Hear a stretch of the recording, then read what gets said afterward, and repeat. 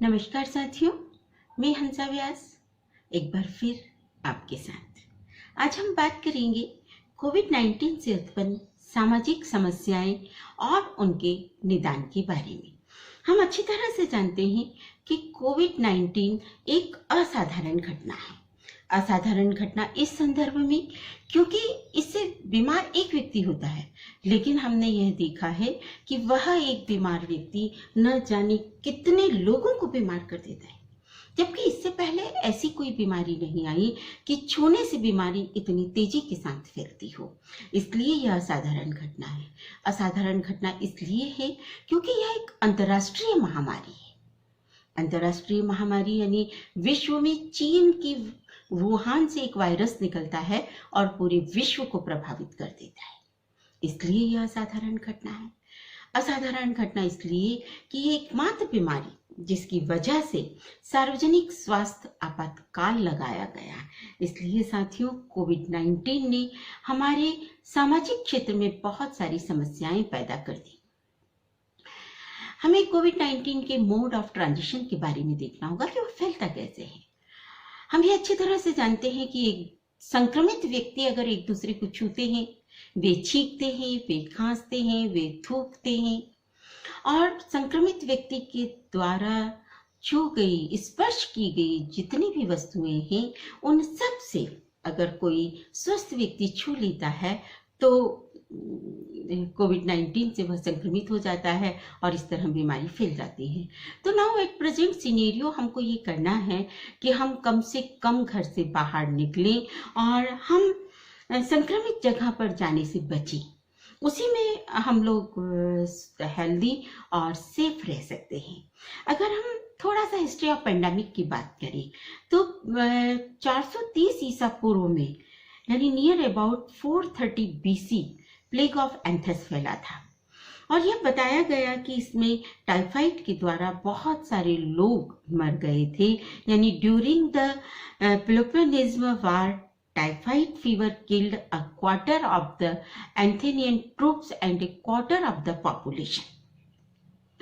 कोविड-19 के बारे में आप सब बहुत अच्छी तरह से जानते हैं कि कोविड-19 एक कोरोना वायरस और a large family of virus that cause illness ranging from the common cold to more severe diseases such as Middle East, respiratory syndrome and several acute respiratory syndrome.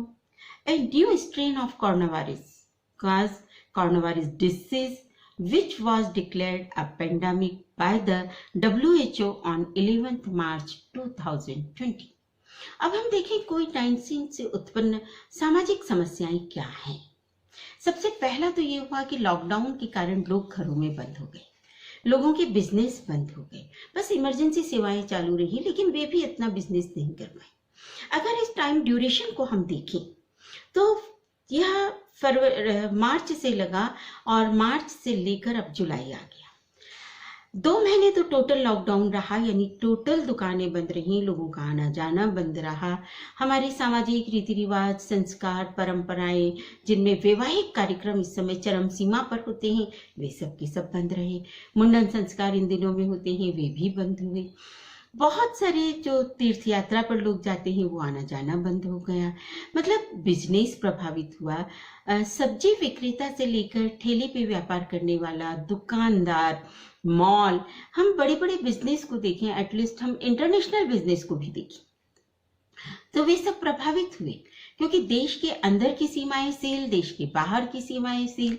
तो इस तरह हम देखते हैं कि नेशनल और international business भी प्रभावित हुआ।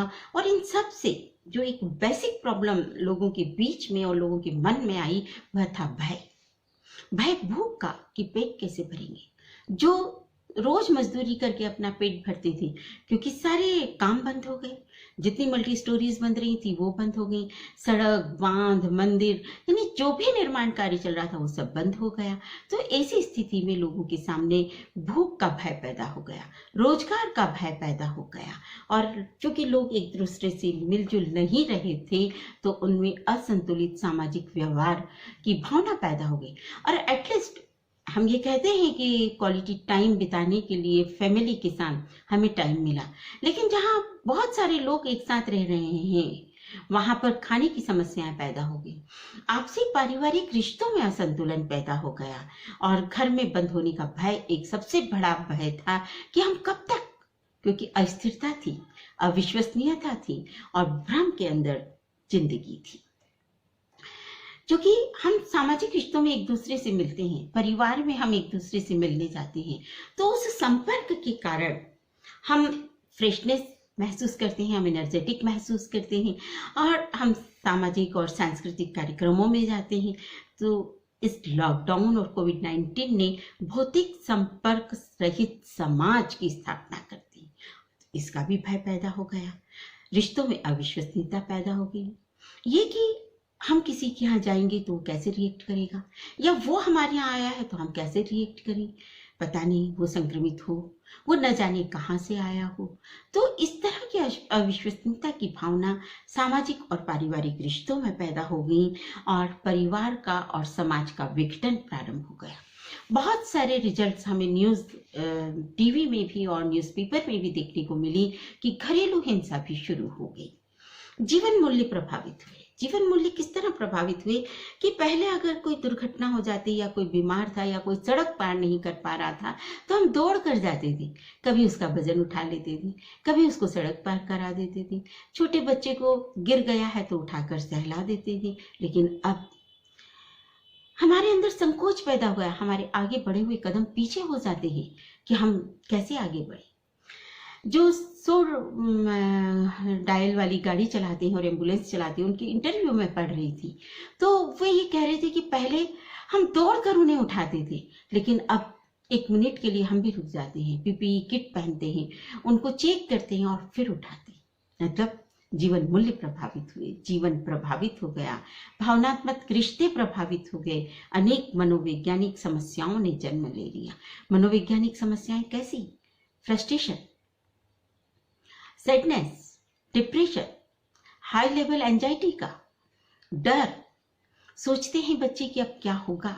जब मैंने स्कूल गोइंग और कॉलेज गोइंग बच्चों से सर्वे किया तो पता चला कि 12th के बच्चे सबसे ज़्यादा टेंशन में थे, क्योंकि उन बच्चों ने नेट की, पीजी की, क्लेट की, आईआईटी की, इंजीनियरिंग की, बहुत सारी परीक्षाओं की तैयारी की थी। कॉलेज के बच्चों ने NET, CLAT, SLET, PSC, UPSC, SSC और दूसरे आर्मी में जाने की तैयारी की थी और उनकी सारी कल्पनाएं, सारे सपने ध्वस्त हो गए और अनिश्चितता पैदा हो गई कि वो कब होगा और हम भी नहीं जानते।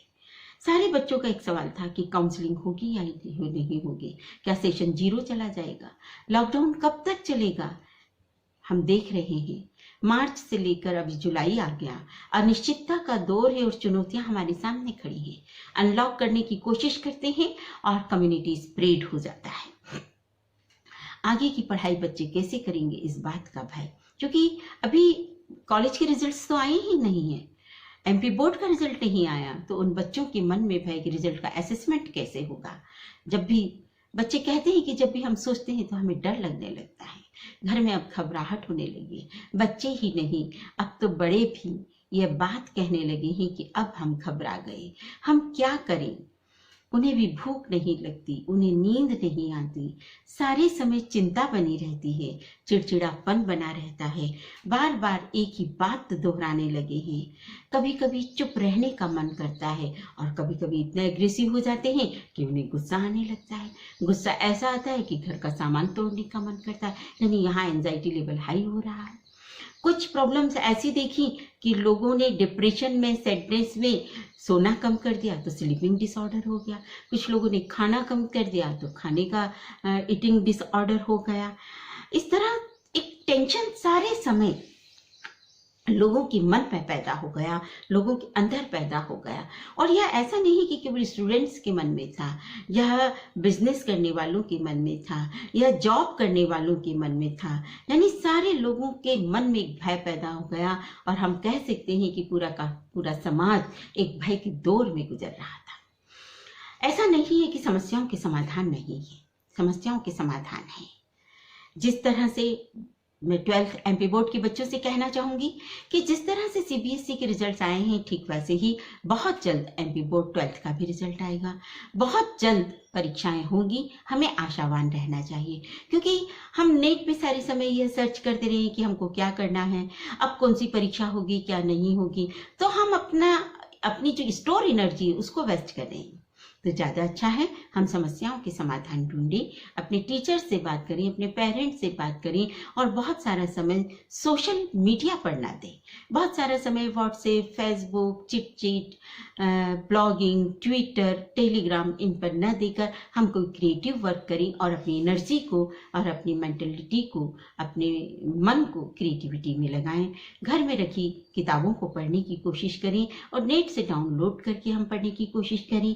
अपने डेली रूटीन का टाइम टेबल बनाएं। ऐसा नहीं कि हम बहुत देर तक सोते रहें, ऐसा नहीं कि हम रात में बहुत देर तक सोए, तो हमारा बायोलॉजिकल सिस्टम प्रभावित होगा और हमें बहुत सारी चीजें समझ में नहीं आएंगी, क्योंकि हार्मोन हमारे प्रभावित होंगे और हार्मोन का सिक्रीशन हमारे पूरे बायोलॉजिकल सिस्टम को प्रभावित करता है। सो गाइज, फर्स्ट थिंग कि सबसे पहले अपनी डेली रूटीन को बनाएं, टाइम टेबल को बनाएं और उसी के अनुसार दिन की शुरुआत करें। अपनी हॉबी को 2 घंटे अवश्य दें। देखिए, किसी न किसी में कुछ न कुछ हॉबी होती है। किसी को किताब पढ़ना अच्छा लगता है, किसी को पेड़ों में पानी देना अच्छा लगता है, किसी को घर की सफाई अच्छी लगती है। तो मेरा ये कहना है कि जो काम अच्छा लगता है, पेंटिंग करना, न भी अच्छा लगता हो तो पेंटिंग करें, न भी अच्छा लगता हो तो कागज की और कपड़ों की क्राफ्ट बनाने की कोशिश करें।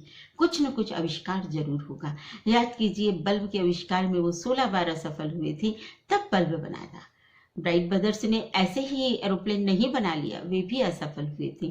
तो कोई बात नहीं, हम कुछ क्रिएटिव करें, हो सकता है कुछ नया हमसे बन जाए और हम उसको पेटेंट करा लें।